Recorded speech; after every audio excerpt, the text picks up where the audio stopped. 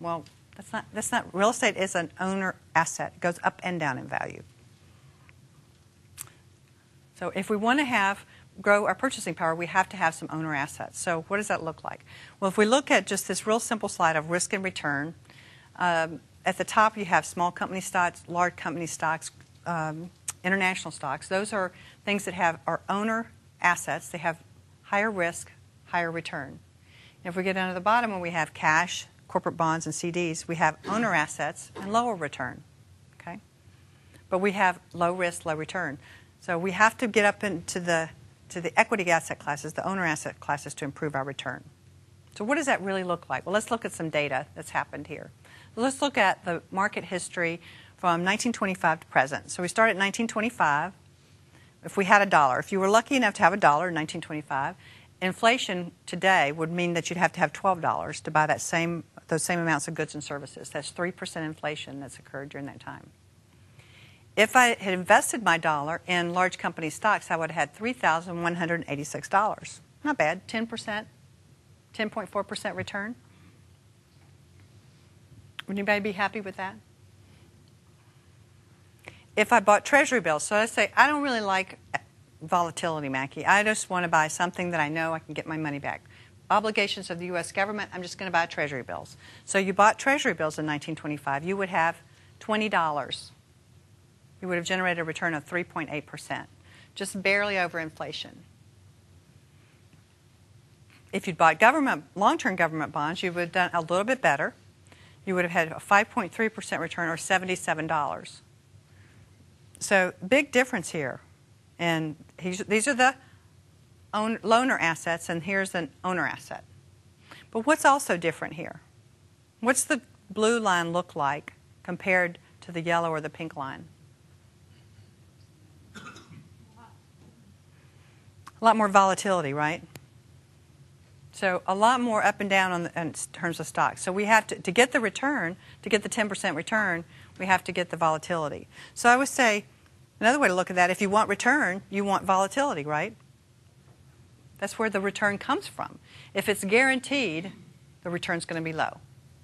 So if you want return, you've got to get volatility. So let's look at some numbers of real returns. This is 1970, starting in 1974, market returns. And if you just look at those, the red ones are obviously negative and the black ones are positive. What would you say about the combination of red and black there? This is 1974 to 2007. Looks like more black than red. The red's a lot higher each one with respect to the The black, there's a lot more black than red. The reds can be pretty big. The blacks can be pretty good size. Here's you've got 37% positive. Of course, you've got 26% negative. So would you think if that the chances of a positive return are pretty good there, looking at that? Mm-hmm. And of course, you had this cluster of negative returns in early 2000. And you look at those numbers, they don't look too scary, do they? And the return numbers. Or maybe they do to you. What do you think? But what does it look like when you open your statement at the end of the month? I don't open mine. Good idea. Don't open yours. Well, what if I was fortunate. My aunt gave me $100 worth of stock in 1973 with the condition that I just not sell it. A year later, I had about $73 because of the market returns for the next year. So if you had $100,000 instead of $100, at the end of 1974, you would have had $73,000. So let's just imagine for a minute that you had a rich uncle who said to you, "Here, Sarah, here's your $100,000. My only criteria is that you invested in the S&P 500 and you invested it in the large U.S. companies." And you said, "Okay, uncle, I love you and I'll do what you say."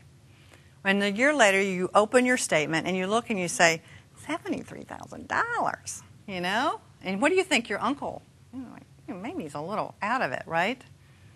Maybe he doesn't understand this investing thing, but that's what he told me to do. I'll stick with it. So the next year you stay invested. Now where are you? $86,000. You open your statement and you're thinking, $86,000? I've been invested for 2 years. I have less money than I started. I'm not thinking too good about this investment plan of my uncle's. The next year, what happens?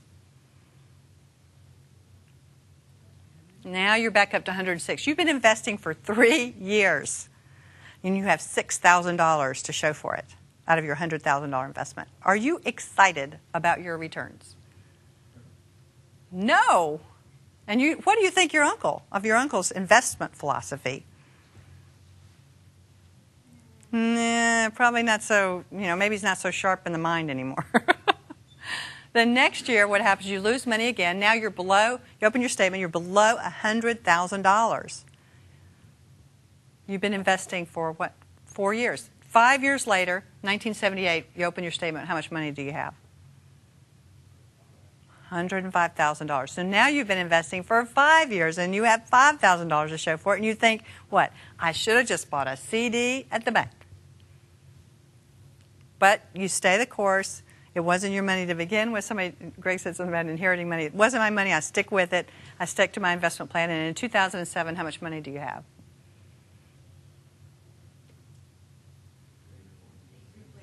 $3.8 million. Are you unhappy with your investment return at this point? Even after 2008, you're probably not unhappy with your investment return on your $100,000. An average of 11% over that 34-year period. But certainly not an easy ride. So if you're beginning your investments and the investments go down right in the beginning, it could be extremely discouraging. And we can have market returns of 5 years that are extremely discouraging. That's why the first rule that you never forget is cash is king or queen, because I have to be able to know where the cash is going to come from to make my life work while the market recovers. And the market can take 5 years to recover. Okay? But these are the odds. About 80% of the time in this period, 75 to 2007, the market was up. If you look a longer period of time, it's about 75%. When we looked at the 74 period, you said there's a lot more black than red, right? A lot more times that the market's up than it's down. So somewhere between 3/4 of the time or one time in 4, we're going to lose money. What does that look like in time? Well, in 1 year periods, this is going back to 1928 to 2007, I have a 30% chance of losing money. But if I go to 5 year periods, I only have 13% chance of losing money. And if I go out 15 years, I have no periods where I've lost money in the stock market, if I just invested in stocks. So what happens is in the long term sort of takes away the volatility. The long term mitigates all that short-term noise. You think of it as short-term noise. What we're hearing on the news is short-term noise. Long term, the markets return to economic fundamentals. But short term, they're driven by fear and greed. Right now, we're in a fear cycle. So this is another way I would say, if you want return, get volatility. This is a little snapshot of bear and bull markets. And let's just look at the one on the bottom first, the post-World War II, the little more relevant period, 1946 to 2007. 11 bear markets and 11 bull markets. So about half the time we're going backwards, half the time we're expanding. But look at the difference in the length of the cycle and the return. Can you all read that? The average, simple average bear market was 14.7 months or 15 months. And the average bull market was how long? You see that? 51 months. So, wow, that's quite a perspective. And what was the average negative? 30% down. Average positive, 152% positive. So, yes, there are equal amounts of bear and bull markets, but their results are pretty different, aren't they? In terms of length of time and a return, positive and negative return that's generated. Anybody have any questions? So what happens in the short term is we go between this, what I call this balance of fear and optimism. We have fear, and then we get to some economic reality about this is how much my investments are worth, some fundamental economic analysis, and then we get optimism, and we get, like we did in the 90s, we get people buying crazy things, buying stocks that didn't have any customers. And then we get so optimistic that things get so overvalued that we crash and we go back to fear, which is where we are today. And in that fear cycle is an opportunity for what? Buying. And in that optimism is an opportunity for selling. So the question that we're going to address before we end today is, how do I take advantage of the fact that other people are going to be in optimism and fear, but I'm going to use some sane methodology to make sure I'm making money in both markets? So I'm going to let you take a break. It's 1 o'clock, so we're going to take a break and come back in a few minutes, okay? And if